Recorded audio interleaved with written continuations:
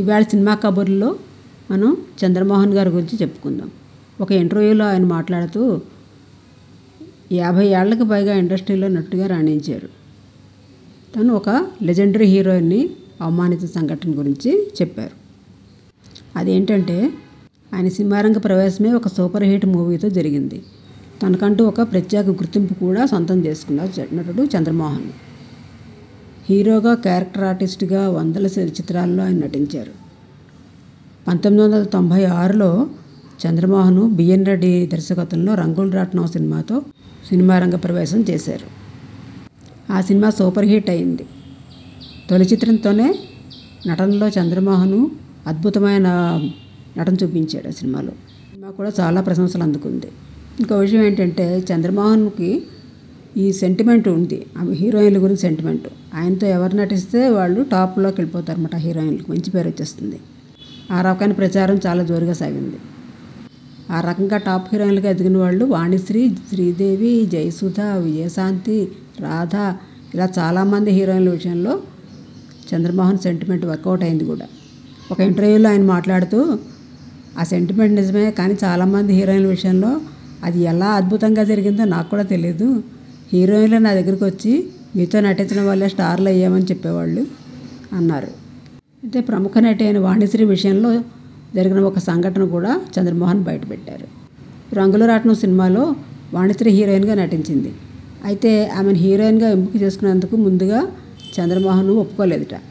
ఎందుకంటే అప్పటి వరకు వాణిశ్రీ కొన్ని సినిమాల్లో హీరోయిన్ పక్క చెలికత్త వేషాలు, చిన్న చిన్న కామెడీ పాత్రలు, సెకండ్ హీరోయిన్ పాత్రలు ఇలాంటివి వేస్తూ ఉండేది, చిన్న చిన్న పాత్రలే.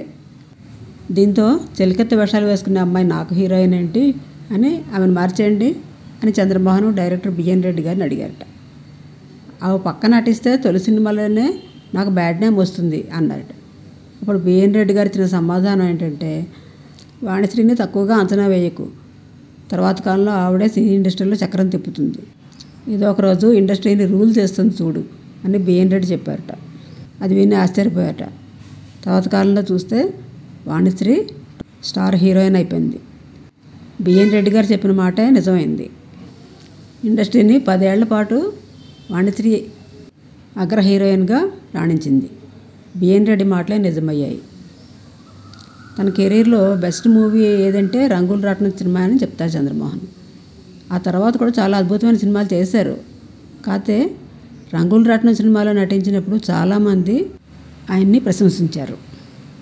నువ్వు కొత్త కుర్రాళ్ళ నటించట్లేదు, చాలా అనుభవమైన నటుల్లా నటించావు అనేవారట. ఆయన కెరీర్లో రంగుల రాట్నం తర్వాత సిరిసిరిమూవ, రాధా కళ్యాణం, 16 ఏళ్ల వయసు, సీతా మహాలక్ష్మి, శుభోదయం సినిమాలు బెస్ట్ మూవీస్ అని చంద్రమోహన్ చెప్పారు. 16 ఏళ్ల వయసు చిత్రానికి ఉత్తమ నటుడిగా చంద్రమోహన్కి ఫిల్మ్ఫేర్ అవార్డు కూడా వచ్చింది. చంద్రమోహన్ 50 ఏళ్లకు పైగా ఇండస్ట్రీలో నటుడిగా రాణించారు. చంద్రమోహన్ చివరగా దువ్వాడ జగన్నాథం, గౌతమ్ నంద, ఆక్సిజన్ లాంటి సినిమాల్లో నటించారు. 2023లో అనారోగ్య కారణాలతో ఆయన చనిపోయిన సంగతి మనందరికీ తెలిసిందే.